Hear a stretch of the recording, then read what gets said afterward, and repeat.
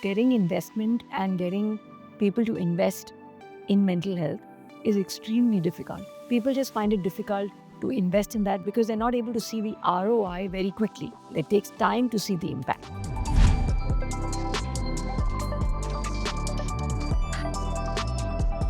So over the last few years that we've been working in the space of mental health and education, there are a couple of things that come across as things that we should be doing and which can be scalable.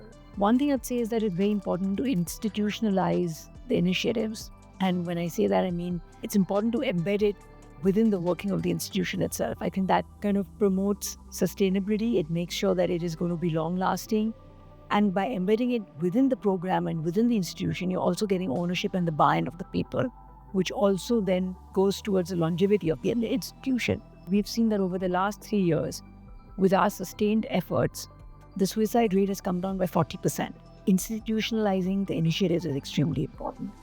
And the other thing is that making sure that we have all stakeholders involved in it. By just promoting it with just one stakeholder is not going to be sufficient. For example, in schools, if we're working, even though the direct beneficiaries are going to be children, we can't only do workshops with children. We have to include the teachers and we have to include the parents. Philanthropy is a very big partner because without that, it's going to be very difficult to scale up. CSR coming from corporates is another very big source. I think what we can work towards is outcome-based funding, where once the outcome is delivered and then the funds come in, social impact bonds or impact-based funding, outcome-based funding, blended financing. I think these are the different ways that and creative ways for capital to come in towards mental health.